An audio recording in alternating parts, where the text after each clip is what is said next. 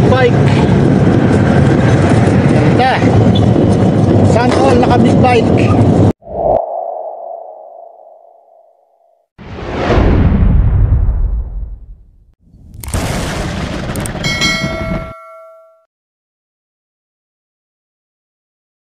Hello guys, this is Richard Mix TV.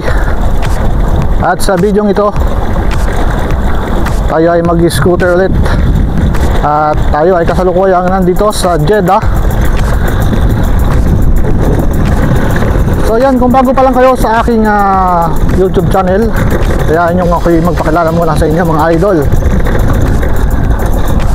Ako nga pala si Richard Mix TV. At sa channel na ito, ako ay gumagawa ng iba't ibang content. At kung minsan ako ay nagpapakita ng aking trabaho about sa aking pagiging maintenance electrician dito sa Saudi Arabia. Yan mga idol. Pag naman tayo ay nagbabakasyon sa Pilipinas, ako naman ay nagra-rides gamit ang aking mga motor. So gawin nyo ito mga idol, ako naman ay mag-scooter muna. Oo, ako ay nabigyan naman ng pagkakataon na makalabas at makapag-scooter.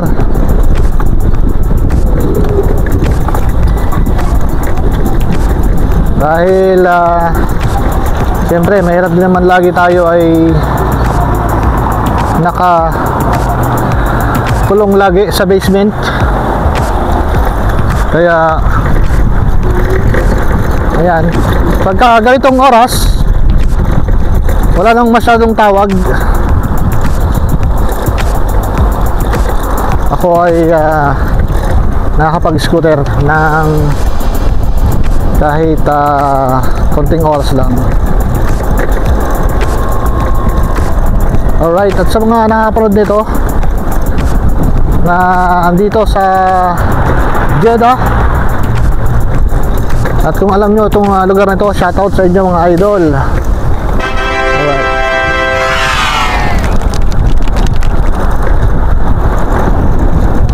Ako nga pala ay nakabili ng wireless na mic na pwede sa aking cellphone. Ayan. Kaya lang sinubukan ko dito sa aking gamit na camera dito sa aking Insta360 ay hindi siya gumagana. Pero okay dahil may wind protector siya. So kahit pa paano ay magagamit ko naman itong aking wireless na mic.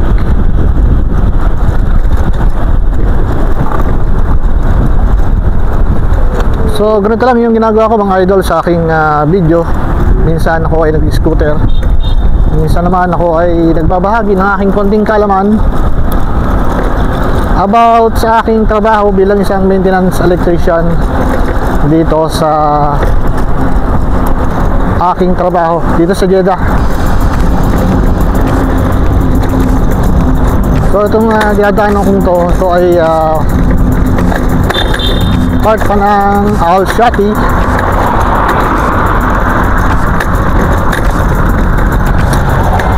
Lawak-lawak ng daan. Kumakabusina siya, wagas.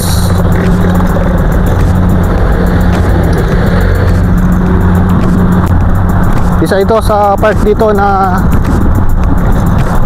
pwede mong tambayan kung ikaw ay malapit lang dito sa Al Shati. Oops. Yan, makikita nyo may mga tumatambay dyan, mga iba't ibang lahi.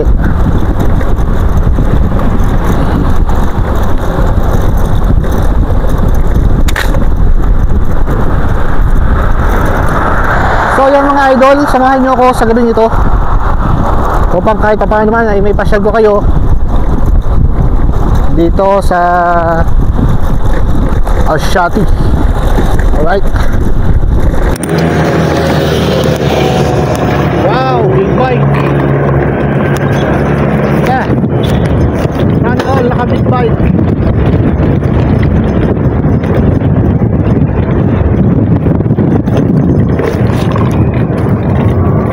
papunta ng big bike niya.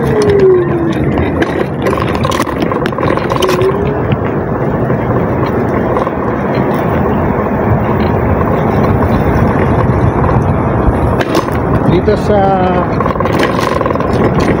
bansang ito mga idol, tignan nyo yung mga island sa ginagawa nyo, yung mga design. Yung big bike eh. Wow.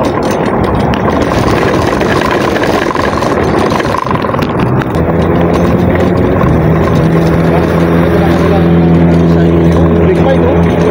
Wow! Sarap talagang mag-rides. Kahit yung mga lokal dito oh. Talagang mahilig din sila sa mga motor. Dito ka makakita talaga ng mga magandang motor. Minsan nakikita namin dito yung mga Harley Davidson.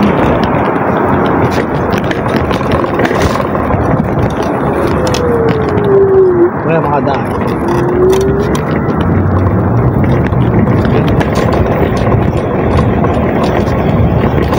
So punta ko na ako dito sa isang ATM machine dito para ako ay magkaroon ng pambili.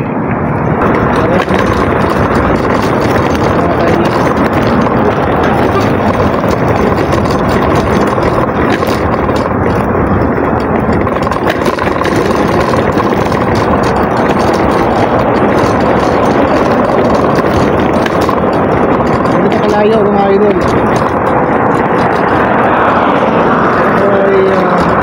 Kukuha ng sweldo o kaya ay mag-withdraw.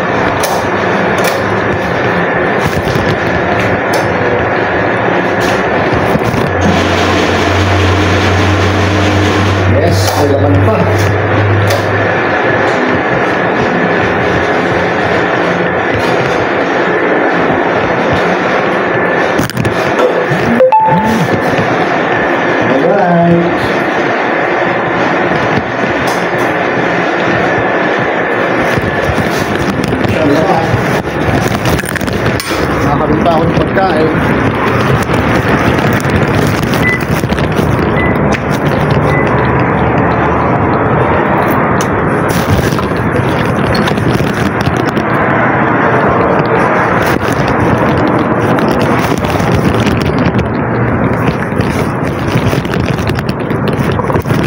At so yan nga guys, at ako'y nakapag-withdraw na. Balik tayo sa aking rides. Alright.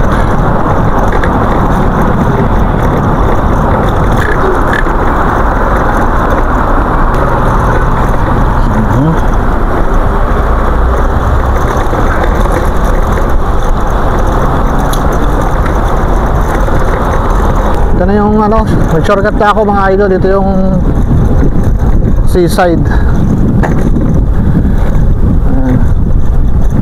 Tapos ito parang ito yung Al-Nakil na coffee shop yata na pwede kang mag-shisha.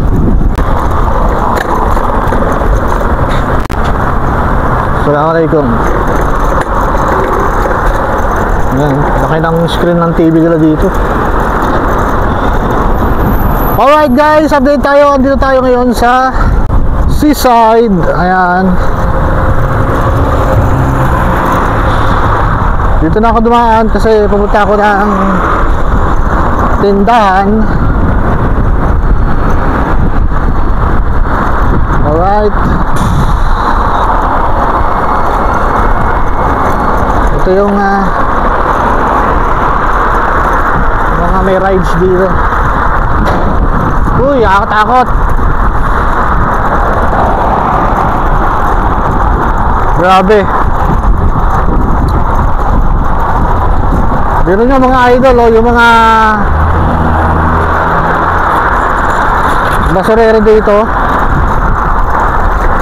hanggang ganitong oras may ikot pa rin sila dito. Kaya sa lugar nito medyo malinis.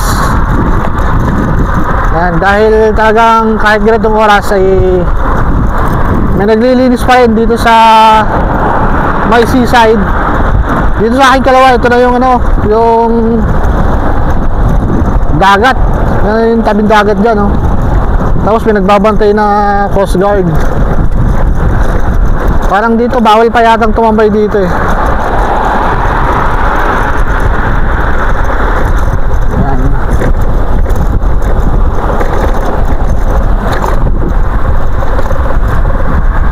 Patuloy pa rin tagaganda itong lugar na to.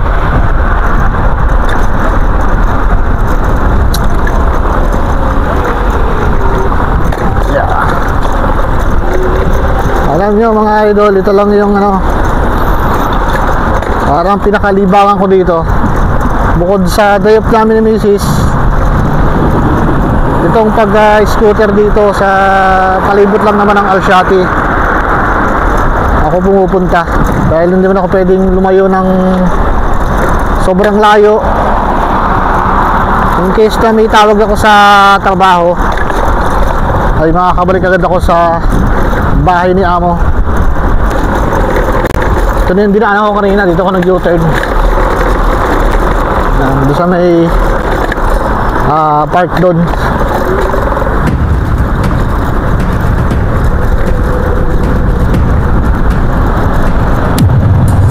Unahin mo ako. Unahin mo ako. Talagang hindi ako pinagbigyan. Hindi nyo talaga ako pinagbigyan mga idol.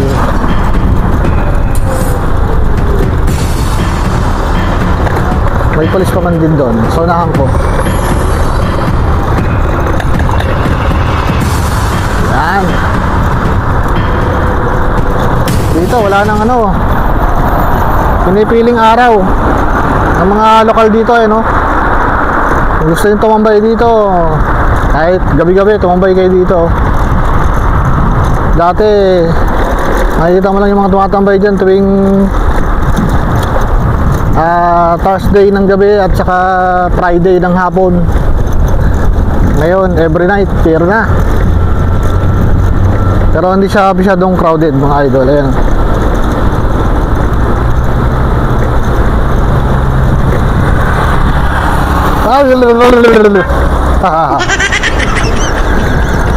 Doon kasi ako nakatingin sa sa seaside.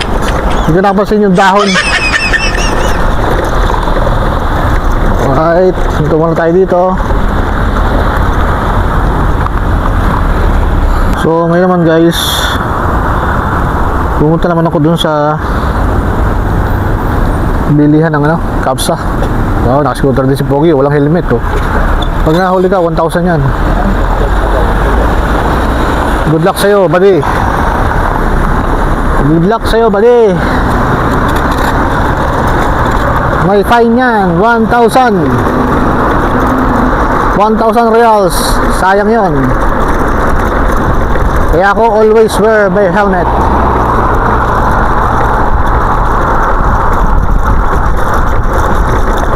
Bibili ako ng pagkain. Alright. Alright.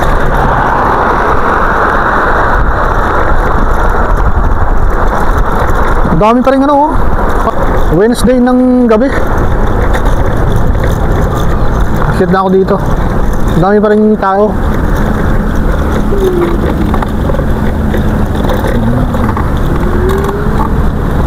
Maraming nakatambay.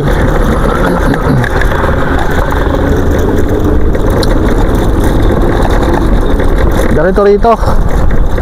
Ganito ang buhay dito sa Saudi. Lalo sa katulad namin, libre nga ang pagkain, hindi mo naman makain. Kaya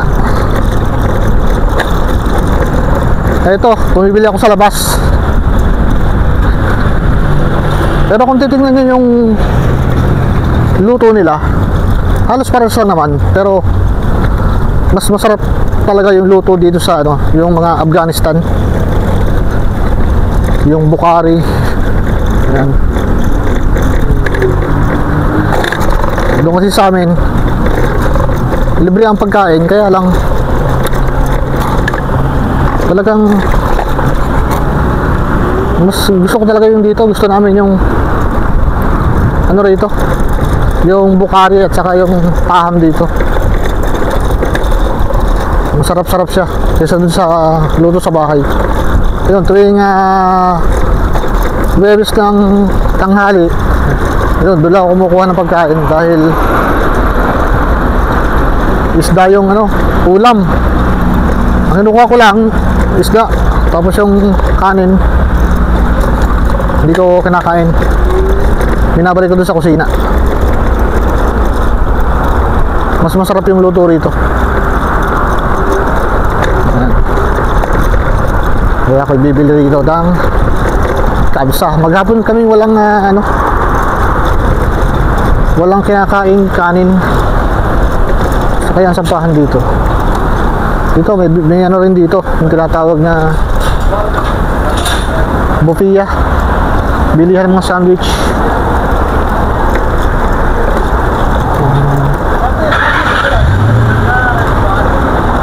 Dito ako, dito. Wala. Sampa ko na lang. Assalamualaikum, boy. Kif halik? Alhamdulillah.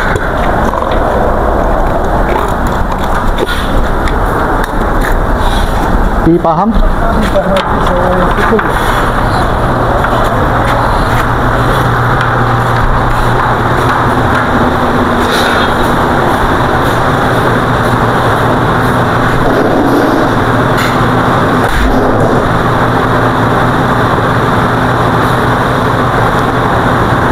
Nus paham? Marus? Barra? Ada Bukhari ada?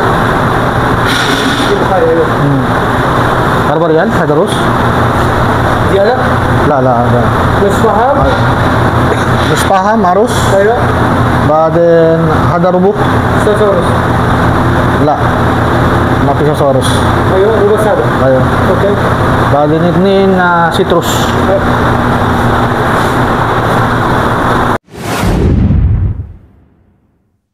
So, yun nga mga idol, tayo ay nakabili ng pagkain. At so, tayo ay pabalik ka ng bahay. Sabi nga sa inyo, ganito ka hirap din, saka medyo magastos pag bili ka ng bili ng pagkain sa labas. Pero wala naman tayong magagawa dahil hindi nga natin makain yung luto ng mga taga-kusina. Siyempre ayun yung kanilang timpla ng luto nila. Kaya lang, siyempre kahit ako matagal ako dito, minsan naman kumakain ako, pero kahit matagal na tayo dito, meron ko pa rin hinahanap-hanap na pagkain. Kaya tulad ditong kabsa, yung paham. Ayan, masarap kasi yung pagkain dito sa ano, yung pagkain dito sa labas. So yun nga mga idol, ano, at kung kayo ay may balak maging isang OFW gaya ko. Isa yan sa kakaharapin nyo pag kayo ay nag-ibang bansa. Bukod sa pakikisama sa iba't ibang lahi, ay mag-adjust din kayo sa pagkain. Ako naman naka-adjust sa pagkain, pero yung luto talaga ng kusinero namin ay talagang hindi ko makasanayan. Kaya ito, kami ay bumibili ng pagkain sa labas kahit kami ay magastusan. Ganun talaga, kailangan maglaan ka ng budget mo para sa pagkain. Kasi nga, kung wala kang budget para sa pagkain mo, eh titiisin mo talaga yung kung ano lang yung nandyan sa bahay na namin o sa bahay na pagtatrabahuhan mo, kung sagot nila yung pagkain. Pero masasabi ko na swerte na rin kami dahil libre naman yung pagkain sa umaga, tanghali at saka sa hapon. Kaya lang talagang hindi kami kumukuha ni Mihis ng pagkain. Minsan lang talaga. Yan. Sa umaga yan, yung full tamis, yung malaking tinapay. Tapos may sinasawsawan na sasawsaw mo dun sa full. Pag lagi ako kumakain noon, nako, malamang sa mga susunod ng panahon, hihindahin mo na yung ground mo dahil puro beans yun. Saksa mata ito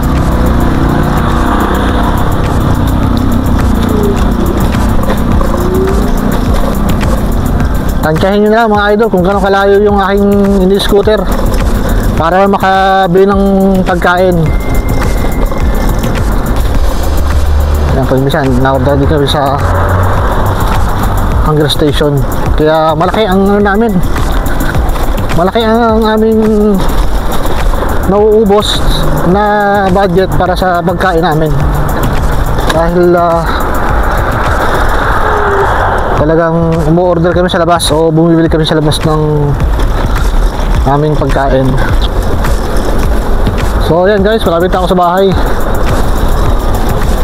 Pilipinan yata yun.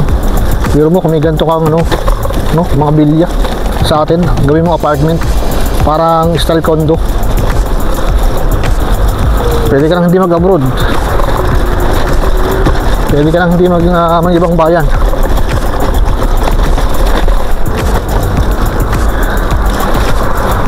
Nililiban ko lang ang Chile guys, talagang gutom na ako. Simula umaga, full tamis lang yung aking kinain. Tapos kape. Wala na. Tubig-tubig lang.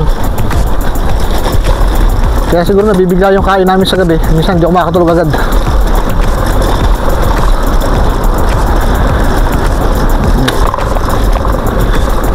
Ito na.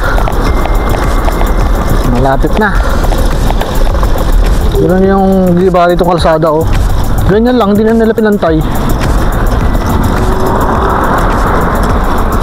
Kaya medyo ganyan, lubakan.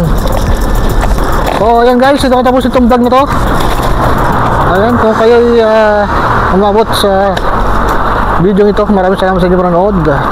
See you to my next vlog. This is Richard Mix TV and peace out. Let's go.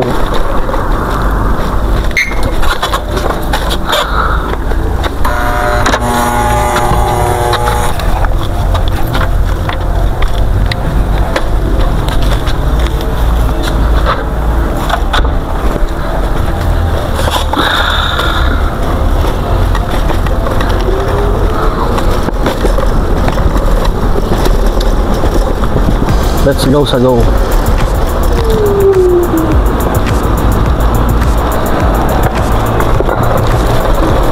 Parang may kiling yung aking yung aking bit-bit na mga tinapay.